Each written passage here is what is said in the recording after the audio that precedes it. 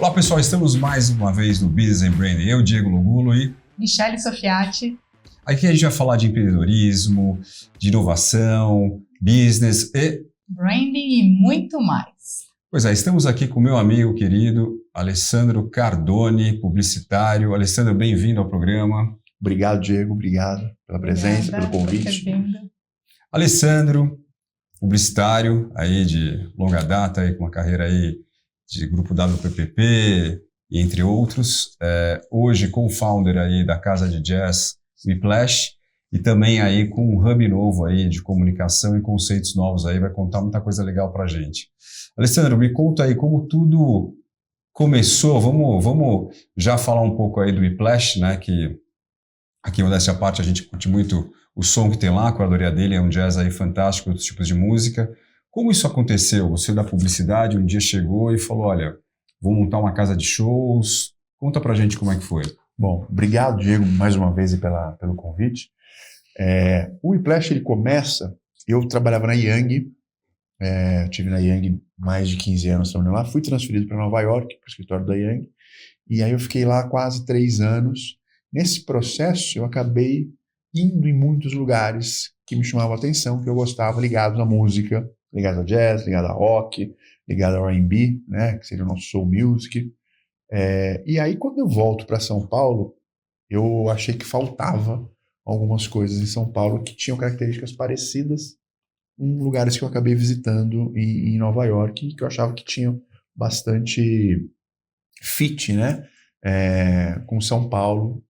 Por que isso? Eu achava que em São Paulo tinha muito lugar com música legal, mas eles tinham uma característica muito underground, que acho legal. O Whiplash ainda tem algumas características dessas, mas é um underground demais. Ou seja, você ia lá, você não conseguia tomar um bom drink, ou você não tinha um ambiente legal, um banheiro, uma boa comida. Você ia muito para uma coisa que muitas vezes, com o passar do tempo, você já não quer tanto, né? Então, como misturar essas duas coisas, sem perder a essência do underground, de ter uma música boa, de dar talento, palco para o artista novo, mas ao mesmo tempo ter ali um lugar onde você pudesse ter o conforto, mas o conforto do melhor jeito de ser, né? Porque você pode tomar um bom drink sem luxo, eu acho também isso também, na minha opinião, ele não está mais tanto na moda, né? Sem dúvida. Então foi aí que surge o Whiplash. Aí eu volto ao Brasil e aí era eu voltei a trabalhar em agência profissional, eu volto, nessa época eu recebi uma proposta para a UMAP e voltei para o Brasil para trabalhar na UMAP, que na verdade era um projeto dentro da UMAP, que era a Proximity, que era uma marca do grupo BBDO, de inteligência de dados, de marketing direto, que eu venho para assumir essa operação no Brasil. E aí, no paralelo, eu começo com a história do bar, do Whiplash, e aí a gente começou a desenvolver. Num primeiro momento era um ambiente para ser só de trabalho com música autoral, e aí a gente foi fazendo alguns ajustes por 2 motivos. Um, para o lado comercial, porque realmente as pessoas elas precisam e pedem um pouco de zona de conforto, né, de músicas conhecidas ali, principalmente no momento de diversão delas, eu acho super válido e faz sentido. E por um outro lado, porque os artistas mesmo, muitos artistas, eles falam assim, cara, eu tenho meu trabalho autoral, mas eu não consigo fazer um show inteiro. Eu só tenho 5, 6 músicas, então eu preciso de outras músicas, artistas que me inspiram, artistas que são referência para mim, para poder completar esse show. Então a gente foi adequando isso. Então hoje a gente tem um trabalho autoral, mas também temos bandas com um trabalho cover dentro dos gêneros que a gente acredita que fazem parte do sucesso da casa, que é jazz. 50% do que é tocado na casa é jazz. Jazz, né? E aí depois a gente tem soul music, rock, rhythm blues e o próprio blues também faz parte, né? Sim, não vale muito a pena conhecer a casa. Michele, é uma casa fantástica, localizada no Jardins. Conheço, ali, né? já fui. Conhece? Boa. Com certeza. A gente fica ali no Jardins, na Dr. Melo Alves, entre a Tietê e a Franca. A gente está terça a sábado. Terça-feira, nossa noite de jazz instrumental, realmente com gente de alto nível do jazz brasileiro. Assim, e aí, fazendo esse comparativo, né, eu acho que a gente tem uma qualidade musical no Brasil tão maravilhosa que assim, eu já sabia, mas eu não conhecia tanto como hoje eu tenho a oportunidade de conhecer, né? Da busca, de curadoria, do que a gente recebe, do que a gente vai buscar. Cara, e o nível nosso aqui é muito alto. E assim, eu fico triste quando a gente não dá tanto valor pro nosso cara de jazz. Aí o cara viaja para Nova York, aí ele quer ir em todas as casinhas de jazz pequenininho que tem em Nova York, e aqui muitas vezes ele não vai, né? Exato. E aí lá ele gosta, posta, faz de tudo. Estou aqui em Nova York, é a cidade do jazz e tal. E aqui no Brasil a gente tem, assim, de verdade, o mesmo nível. Eu acho que não perde em nada, né? Faltavam casas. Hoje a gente tem casa. Além do Whiplash, eu poderia citar aqui mais 2, 3 casas que antes não tinha e que agora tem. Então, assim, a gente já tem hoje também esse mesmo nível, tanto da qualidade musical que já existia, com boas casas hoje que te oferecem tanto música como uma boa comida, um bom drink, um bom ambiente. É desafiador você se manter aí por tantos anos, principalmente nesse mercado de música, bares, porque sempre está abrindo alguma coisa diferente. Para você manter esse público, acredito que você tem que ter uma visão, um posicionamento, né? Se você puder compartilhar, Lê, quais foram os maiores desafios que você teve para continuar firme aí, posicionado e ser uma referência. Ale, eu entendo que, né, essa pergunta que a Michelle fez, enfim, um desafio óbvio que até vivi ali, porque sou cliente, né, do Whiplash, foi a data onde tudo parou ali, né, ter sido ali um divisor de águas ali, deve ter, né, repensado um pouco no negócio em si. Como é que foi isso? Realmente aí foi uma fase muito difícil, né? As pessoas deixando de sair, deixando de ir para bares e restaurantes. A gente inaugurou o Whiplash em outubro, dia 17 de outubro de 2019, né? Um pouquinho antes de que tudo para, né? E as pessoas estão em casa, deixam de sair. Então, para a gente foi um desafio muito grande mesmo, porque você tinha um planejamento, que era um planejamento até arrojado nosso, ter o break-even na casa em 6 meses. A gente consegue 4 meses o break-even, ou seja, muito feliz, a gente estava com a história. 15 dias depois, a gente fica parado durante quase 1 ano e meio. Então, esse foi um dos nossos maiores desafios. E depois, na volta, o desafio de retomar, né? Começar quase do zero novamente. Ali também foi punk, porque você via ali a casa vazia, porque era um ambiente mais fechado, as pessoas estavam procurando ambientes mais abertos, então era mais difícil de você conseguir engajar pessoas e irem para lá, né? E o que te fez, assim, acreditar e você, assim, até um conselho para a turma aqui, falar assim, não, a gente vai vencer aqui. Não, eu acho que tem um ponto importante, que eu acho que aí é um aprendizado que eu carrego do meu outro lado, né? Que é o lado de publicitário, de ter trabalhado com grandes marcas, em grandes agências, que é um pouco do que a Michelle comentou também.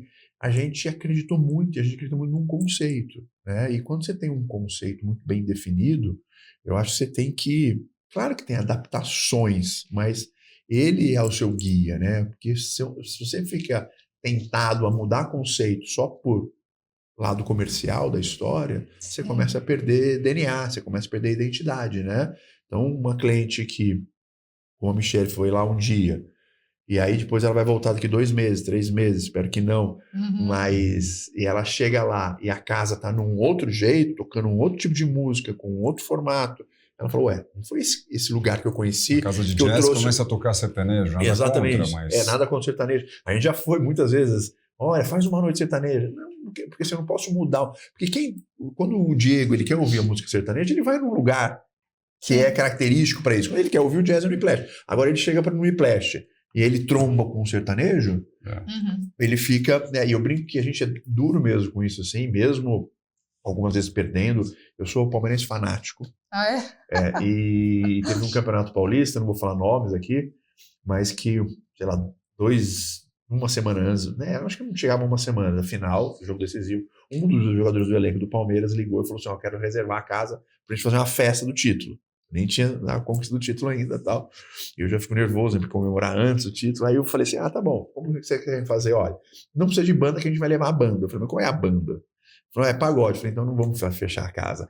Então assim, de novo, nada contra o pagode, mas não é o nosso ambiente. E aí você fala, mas é uma festa fechada. Mas rede social hoje, o impacto é muito grande. Então um vídeo no Whiplash tocando pagode, impacta o Diego, impacta a Michelle, que vão falar assim, o Whiplash já não é mais o que ele era. Então, conceito para mim é essencial. Esse cara não abandonou o conceito nem pelo time. Olha só. Fica a dica aí para vocês. Porque quando tem uma identidade clara, um posicionamento, uma visão, os teus valores, você não abandona isso. E hoje eu trabalho com marca pessoal, personal branding, e eu falo que posicionamento é dizer muito mais não do que sim. Falou tudo, Michele. Porque aparece infinitas opções e oportunidades o tempo inteiro. E você falar um não vai ser decisivo na tua marca pessoal, no teu posicionamento. Claro, exato. Parabéns. Falou tudo, Michele. Porque assim, muitas vezes, né, a velocidade, todo mundo hoje quer muita velocidade para resolver as coisas, né? Ah, não, mas se eu fizer isso, eu vou ter mais engajamento. Se eu fizer isso, eu vou ter mais seguidor. Se eu fizer isso, eu vou ter mais lucro. Se eu fizer isso, eu vou ter mais... Esquece o conceito. Se esquece o conceito. Não é planejamento. Eu vejo assim, muitos influencers que procuram a gente no Whiplash, falam assim, deixa eu fazer alguma coisa para o Whiplash, aqui um conteúdo, um post. Aí eu falo, tá bom, mas deixa eu olhar quem é você, se né? Tem a ver com fit, né? E aí é tão engraçado, porque aí você vai falar, o cara fala, mas não é que eu tô sendo metido. O seu trabalho é incrível, mas é para uma outra história. Né? Não tem a ver comigo aqui, assim. Então, e hoje, você vê muito que o cara acha que ele tem 10 milhões, então ele vai servir para tudo, né? Exatamente. E para mim, eu só achei o grande erro hoje. Por isso que muitas vezes o mercado de influência está mudando cada vez mais, porque as pessoas estão percebendo isso, Sim, né? Se tem 1 milhão, que eu não quero falar. Eu quero falar com 20 mil. Eu quero falar com 100 que são interessados na minha história, né? Exatamente. Ale, e esse conceito que você já cria e você sustenta aí, o Whiplash hoje você me falou que está criando aí um Whiplash Concept, é isso? Na verdade... Fazendo isso até para o show mainstream aí, né? Esse é um projeto que ainda está no forno, né? Então... Se puder contar... Eu vou contar, assim, por cima, né? Um teaser aqui. A nossa ideia é que o ano que vem a gente consiga lançar o Whiplash Concerts. O que a gente quer dizer com isso? Da gente levar o conceito do Whiplash para shows maiores. Então... Mas não tão maiores assim. Não tão maiores assim. Eu acredito que o mundo dos shows, dos concerts no Brasil, estão assim, cada vez mais aquecidos e acelerados, né? Muitos, na minha opinião, viraram eventos de entretenimento e não eventos de música. Não preciso citar nomes aqui, mas os grandes nomes.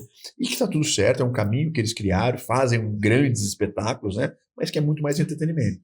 E eu acho que muitos artistas que estão vindo para o Brasil, que são artistas muito mainstreamings, mas para mim existe uma mesmice aí. Eu acho que está faltando a gente encontrar, de novo, a mesma coisa que era o princípio ali do Whiplash. Quais são esses novos artistas? Tanto da música brasileira quanto internacional. Como que a gente faz isso de uma maneira que a gente dê visibilidade para esses caras? Eu sozinho, no Whiplash, eu não consigo fazer isso. Então, eu estou tentando hoje firmar uma parceria com uma marca que existe uma possibilidade grande, espero que até o primeiro trimestre a gente consiga amarrar. E aí sim, com essa marca junto, eu vou conseguir levar isso. Nós vamos conseguir, eu e ela. E a marca tem isso na essência dela hoje, tá isso no planejamento dela, quer fazer isso. Estão alinhados no conceito. No conceito, que é o quê? É dar espaço para novos artistas. Quando eu falo novos, não é o cara que já tem hoje um trabalho, mas que ele não conseguiu ter visibilidade ainda, né? E aí esse é o nosso objetivo. Então nós estamos falando em shows para 1.000, 2.000. Criar uma experiência. Criar uma experiência e onde você possa realmente... E aí, esse para mim que é o papel de grandes marcas. Exatamente. Total.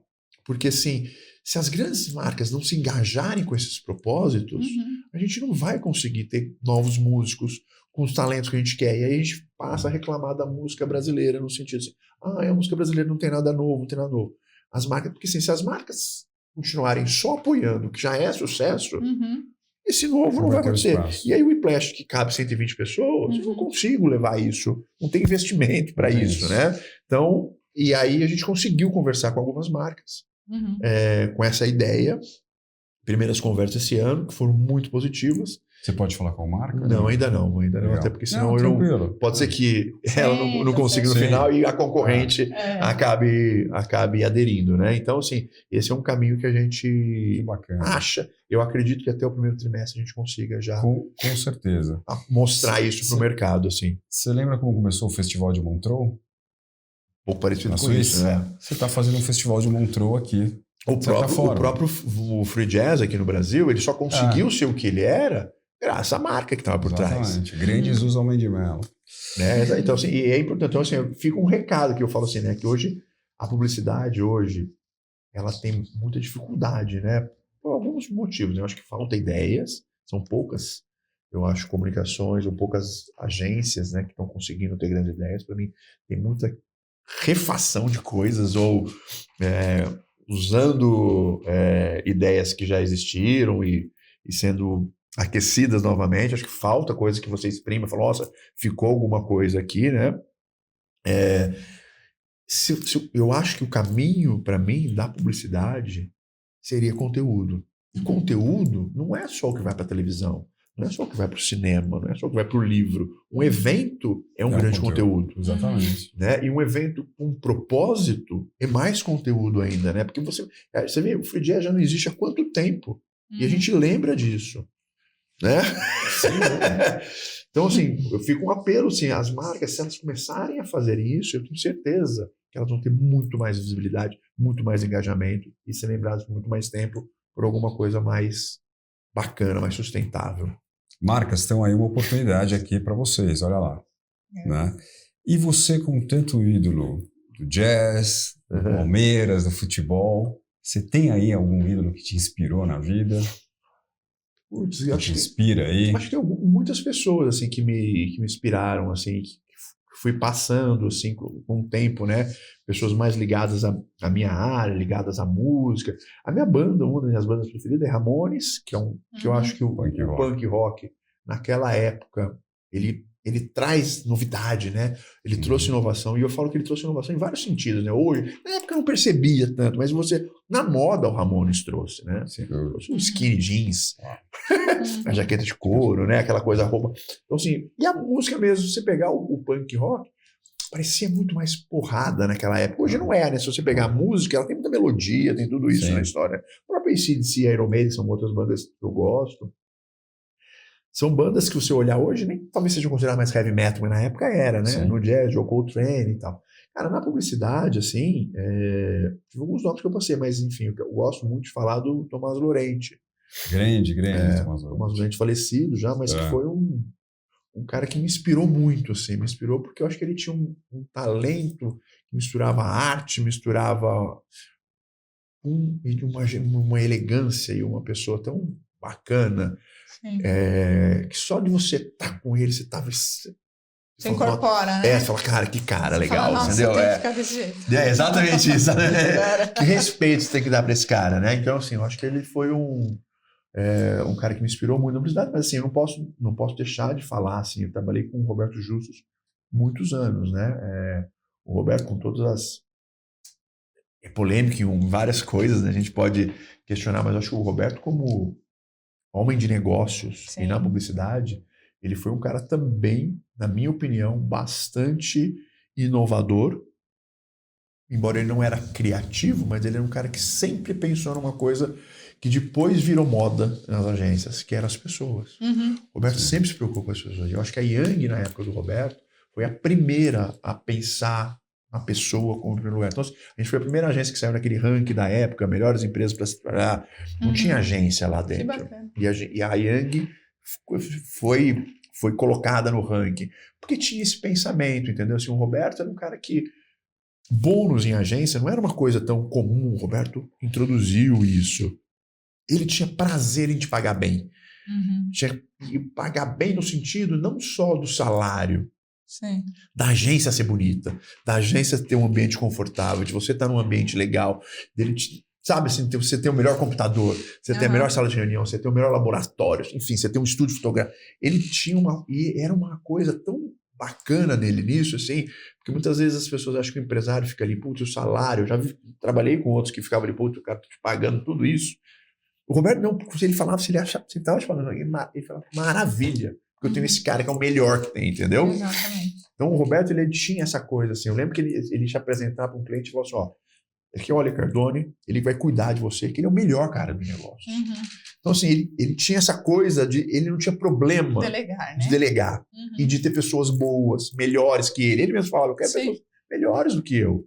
No que fazem, porque sim, claro, na cabeça dele, se eu tenho os melhores, eu sou melhor ainda, né?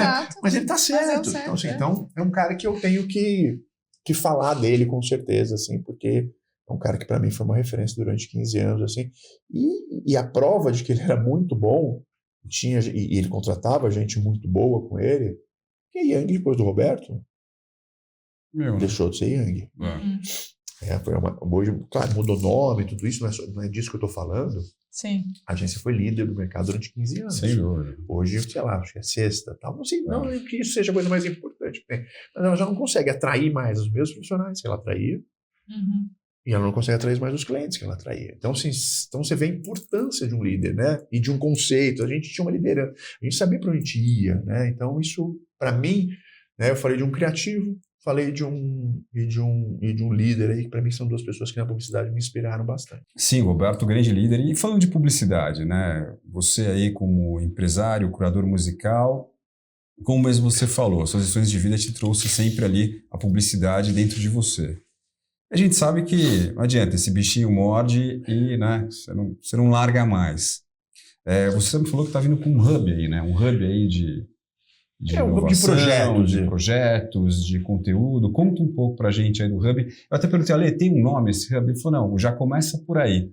Então conta pra gente aí esse hub de projetos. Não tem um nome, assim, claro que muitas vezes, né, você fica tentado, né, receber alguns convites para voltar a trabalhar em agência e tal, e aí eu acho que tem um pouco a ver com o programa, com o empreendedorismo, né, que é uma outra coisa. Quando você começa a empreender, é difícil você deixar de ficar pensando com essa cabeça, né?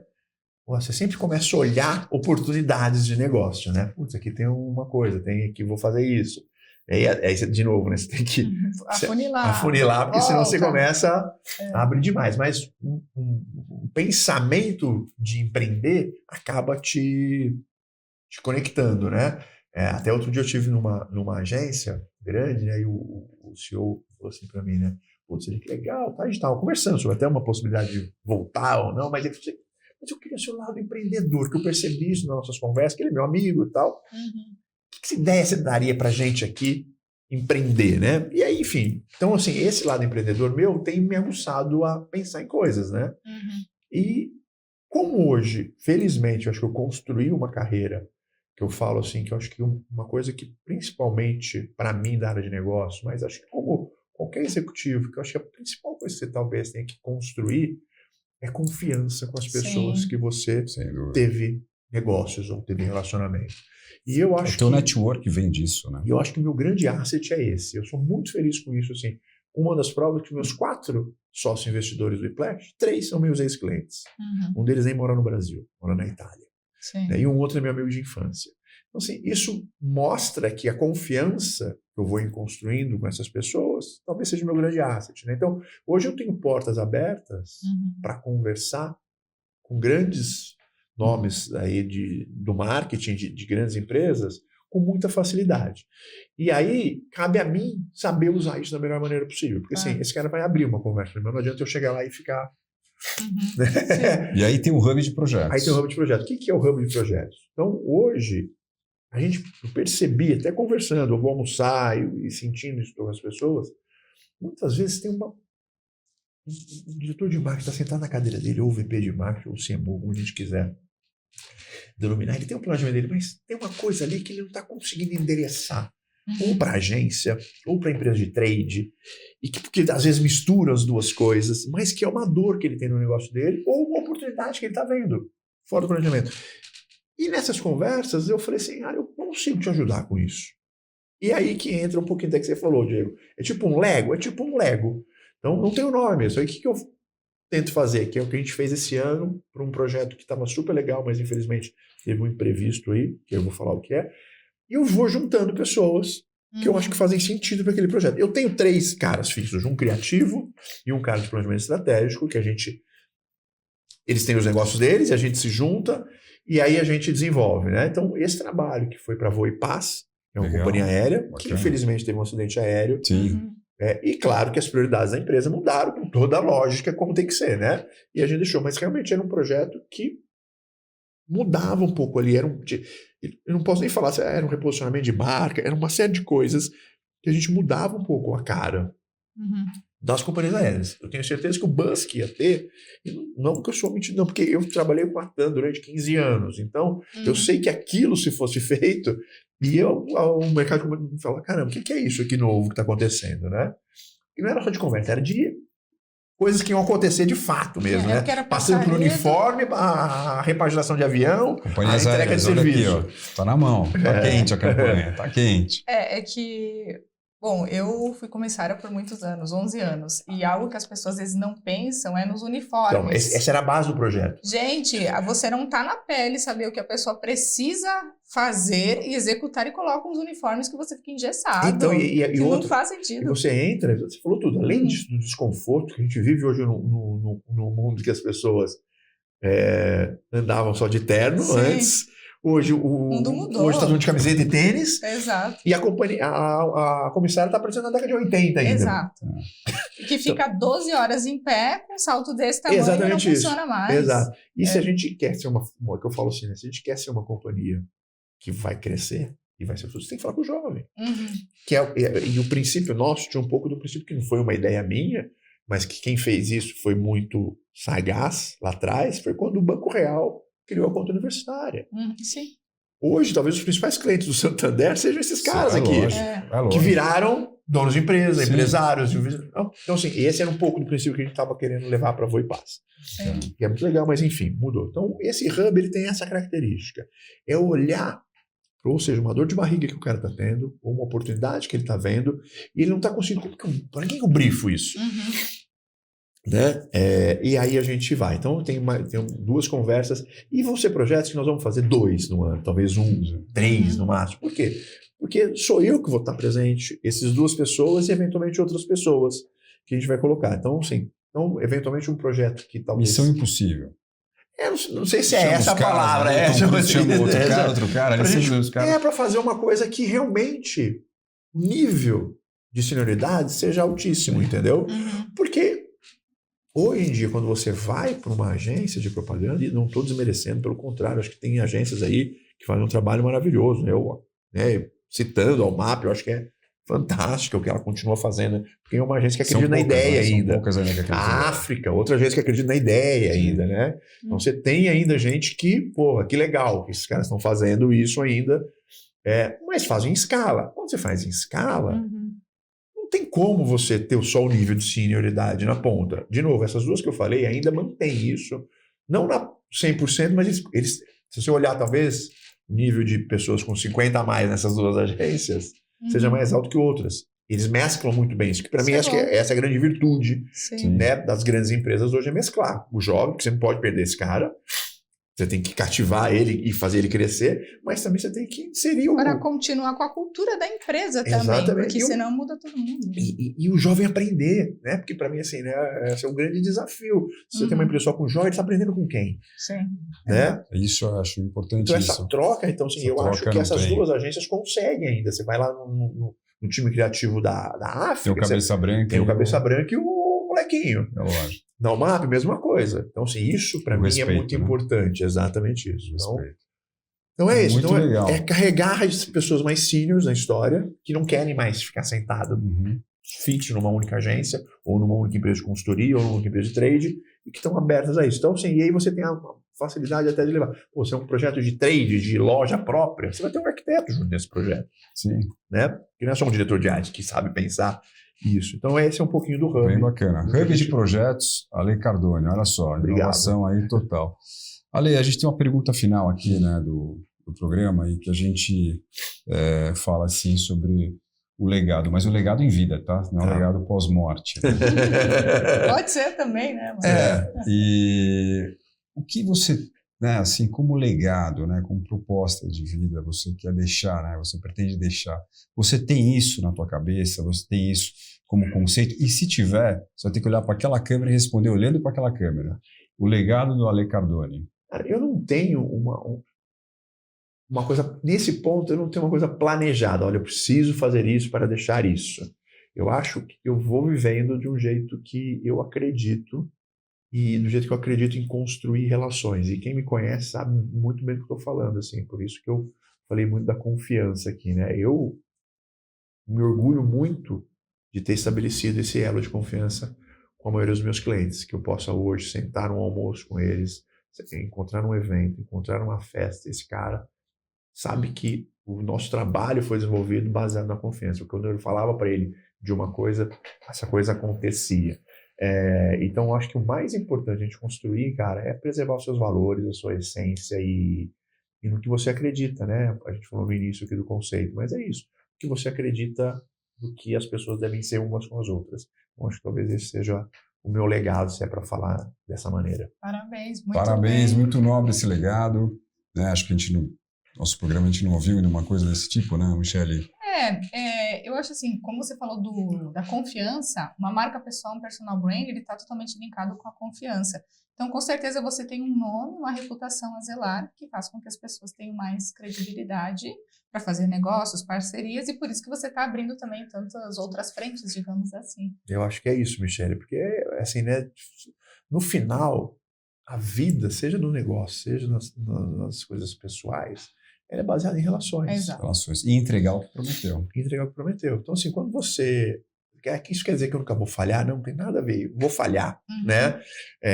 É você olhar no olho, ser sincero, ser transparente, né? E as pessoas falam assim, realmente, esse cara, ele vai fazer isso. Se ele não der certo, ele entregou tudo que ele podia entregar para que desse certo, né? Então, isso eu acho que para mim é o que tem que acontecer. Pessoal, queria agradecer aí mais uma vez a presença aqui do Alessandro Cardone. Obrigado, viu, Diego? Obrigado você, Michele. Obrigado.